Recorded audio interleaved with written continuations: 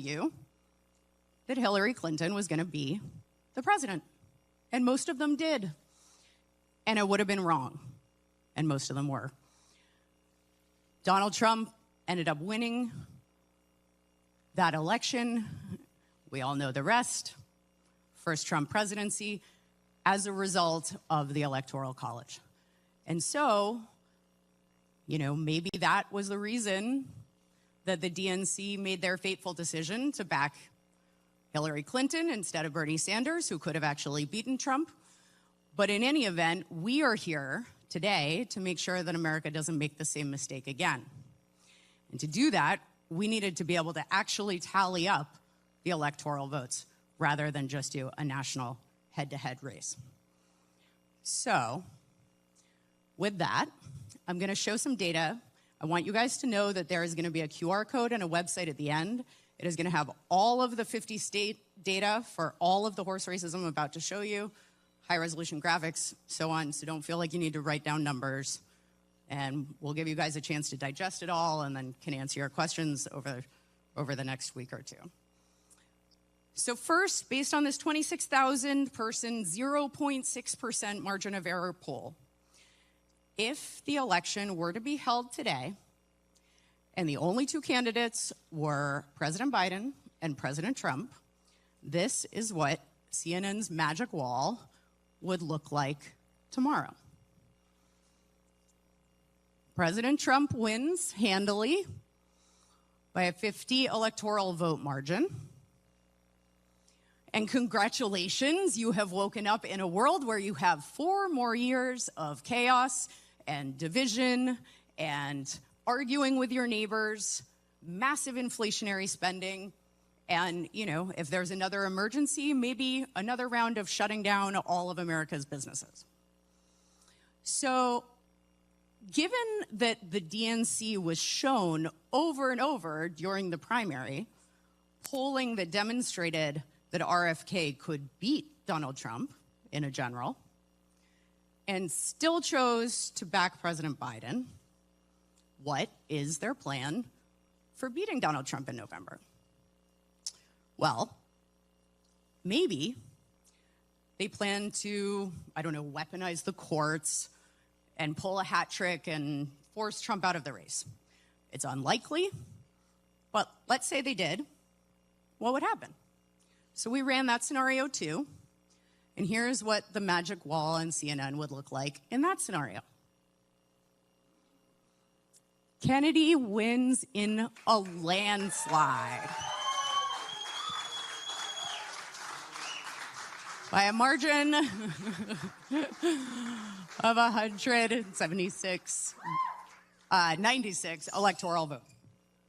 In fact, Biden only wins 11 states in this scenario, and RFK becomes our next president with the most bipartisan mandate in our lifetimes, drawing votes from across the political spectrum.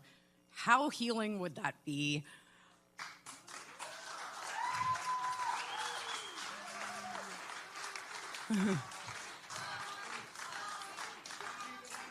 Viva Kennedy. And yet, I think given that Donald Trump seems to be pouring all of his donor dollars into his legal defense, and the courts seem to have retained a shred of their apolitical objectivity, I think we can all agree that Trump dropping out is pretty unlikely. So, is there any scenario in which President Trump participates in the election and doesn't win it? Yes, there is exactly one. And that scenario is that President Biden acknowledges that he cannot win, not in a 2-way, not in a 3-way. We ran them both, and makes good on his 2020 pledge not to seek re-election, and allows Robert F. Kennedy Jr. to beat President Trump and save us all 4 years that we dread. Now, I realize that it might seem preposterous to suggest that a candidate should drop out just because they can't win. And by being in the race, they're preventing someone who could win from doing so. I might even agree with you. But the DNC does not think it's preposterous. In fact, the DNC has been demanding that Robert F. Kennedy Jr. drop out of this race in the name of saving democracy from Donald Trump since the moment that he stepped up to offer Americans an alternative to the last 8 years of driving America in the wrong direction. The DNC surrogates have said over and over on every television show that will give them airtime that Bobby Kennedy is a spoiler, and it is time for him to drop out to save our nation from the terror of Donald Trump. So let's take another look at this term spoiler. As you heard earlier, the term spoiler requires two components to fulfill. One, you can't win. Two, by staying in the race, you prevent someone else who can win from doing so. Now, clearly, based on this 26,000 person, 0.6% margin of error data set, by far the most comprehensive data set that we have on this election, all told, this cycle, Kennedy does not fulfill that definition because whatever you might believe about his chances in a three-way, President Biden cannot win.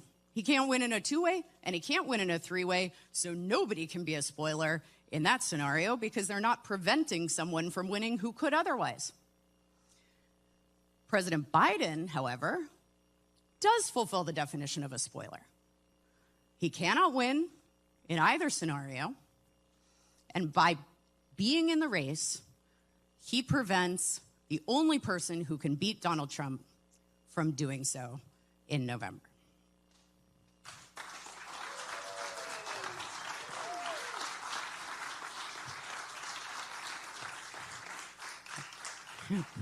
How do you like them apples? So, the question is,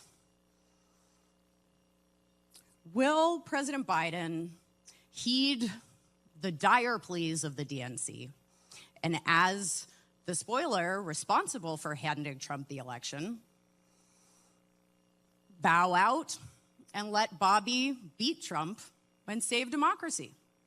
Or will he hand the country back over to Donald Trump out of stubbornness?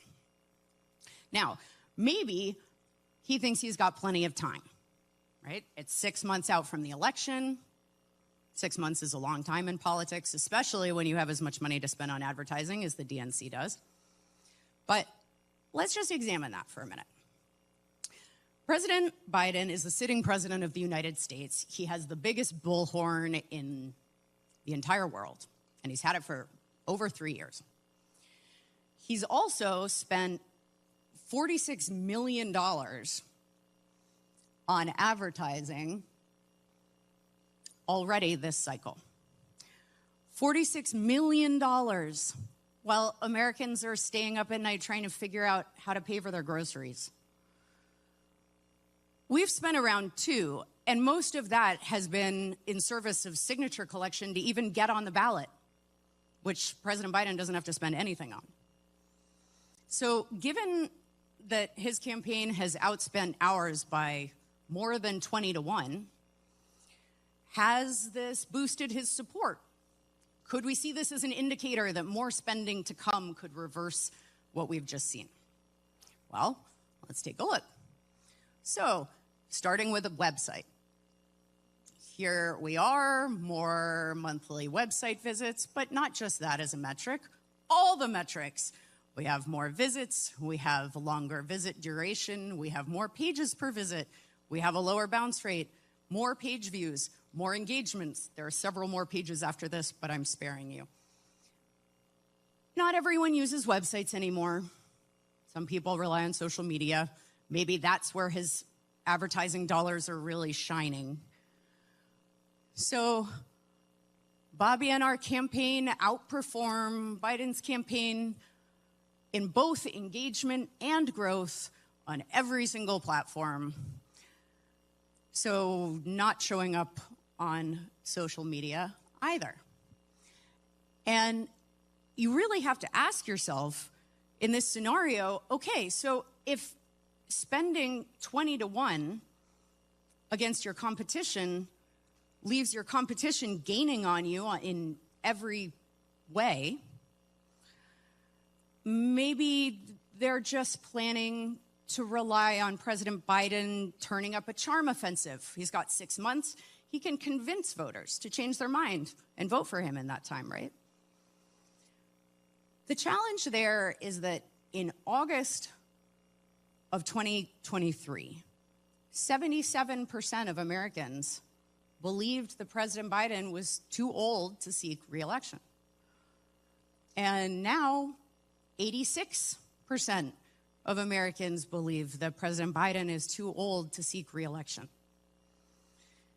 At that rate, by November, it'll be near unanimous. And this isn't a disrespectful thing to say, and it isn't a disrespectful thing to consider.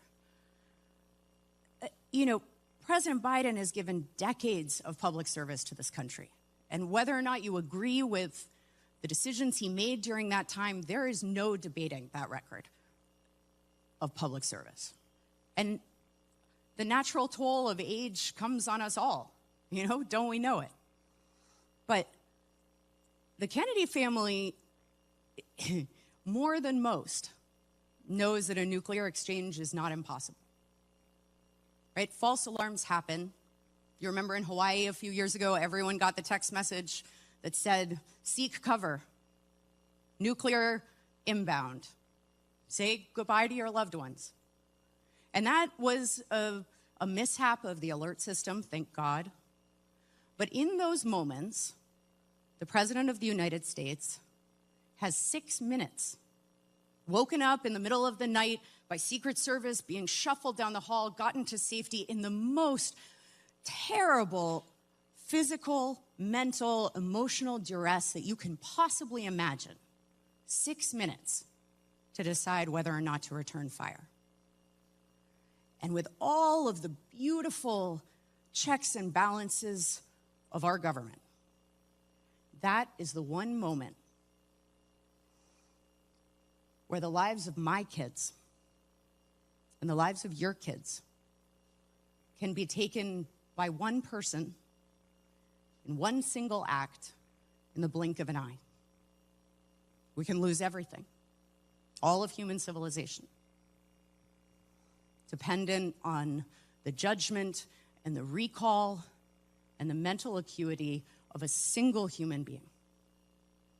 And Americans know that. They know that underneath all of the media jamboree, that is the one most consequential, sacred responsibility of the American presidency. And knowing that, they think it's fair to ask whether the person who has that responsibility should be someone that, with sincere respect, I couldn't leave babysitting my 2-year-old while I went to the movies. It's true, it's true. So if that question isn't going away, in fact, it is only going to get progressively more urgent,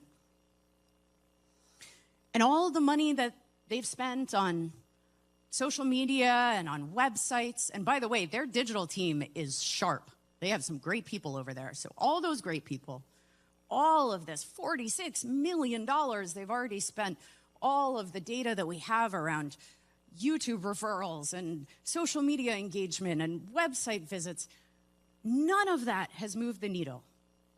How is President Biden going to beat President Trump in November? The answer is he can't. And by the DNC's own diktat, that means President Biden needs to do what he said he would do in 2020. He needs to fulfill his promise not to seek re-election, step aside so Bobby Kennedy Jr. can beat Donald Trump, save us from sliding back into another 4 years of chaos and get our country back on track.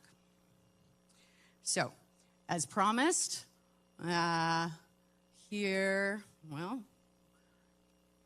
the website, Kennedy24.com/spoiler.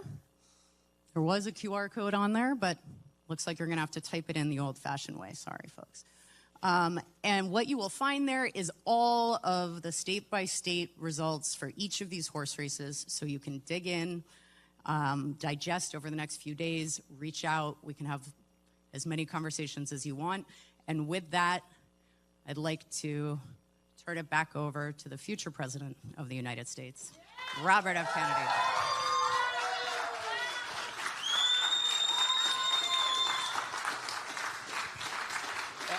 So Amarillo is going to provide you the QR code with this extraordinarily detailed poll, and it's a treasure trove of information. One of the things that you didn't talk about, and I think you'll find interesting, is that if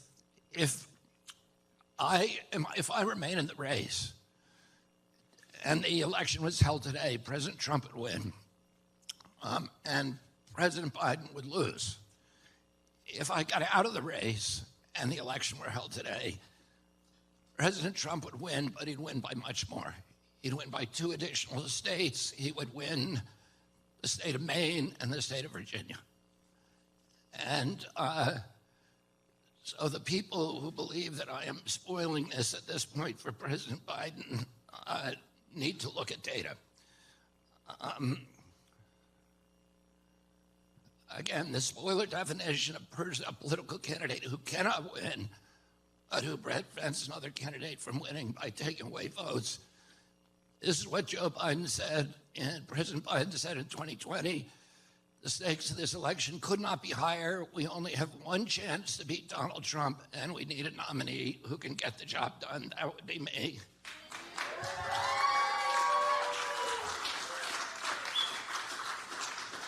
And hear what he pledged in 2019. If you can persuade me there's somebody better who can win, I'm happy to not do it. But I don't see the candidate who can clearly do what has to be done to win. Well, now we can see that.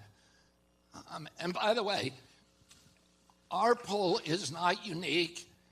Every poll that has posed this question, a head-to-head race between President Biden and President Trump and a head-to-head race between me and President Trump, has said the same thing, that I perform much, much better against President Trump than President Biden does. Here's a poll that was done by Zogby. This was in April 2024. This is one of the reasons that I stayed in the race and switched party. Oh, no, sorry, this is this one. This is the May of 2023 poll. And it showed me beating, in a head-to-head race, me beating President Trump by, I think that's, it was 14 points. No, it's 18 points. And me 24 points. And me beating Governor DeSantis by even more. Oh, the other poll, which is a recent April 2024 TMZ poll, this is a significant poll because it's 56,000 people. And it also shows me trouncing President Trump. So anybody who has doubts, any of the media organizations that have doubts about the outcome of our poll, these are the only polls we know about that have asked this question. I would challenge you to do your own poll and ask this question: who does better in a head-to-head race against Donald Trump? Is it me or is it President Biden? And that could be consequential because this is the no spoiler pledge, which we're announcing today. This is a pledge that I offer to take if President Biden also takes it. Both parties agree to co-fund in mid-October a 50-state poll with 30,000 or more likely voters, so this is essentially effectively zero margin of error, in October of 2024. The survey will test the results of a head-to-head race, pitting President Biden against President Trump, and a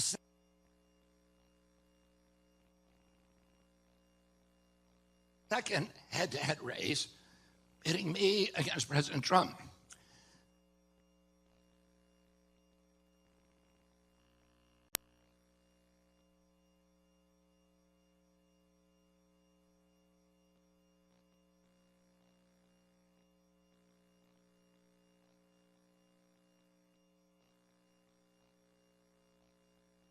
Both parties, whoever performs weakest against President Trump in a two-man contest, will drop out of the presidential race.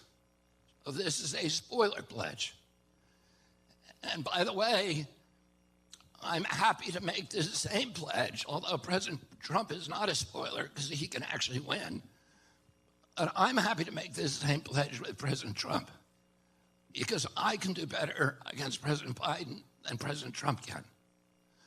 Of people who are frightened, who are voting for President Trump because they're frightened of President Biden, should be supporting me, and vice versa. And ultimately,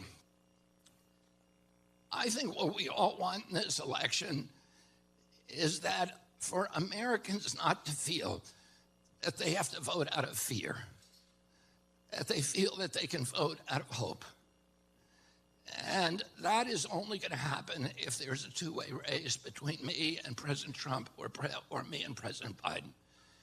The other thing is, if you picture what this country is going to look like in November, if either President Trump or President Biden won, the division is going to continue, the anger, the vitriol, the chaos, the polarization is going to worsen. The only way to end that is through my successful candidacy. I want to thank all of you for coming out here today. God bless you, and thank you very much.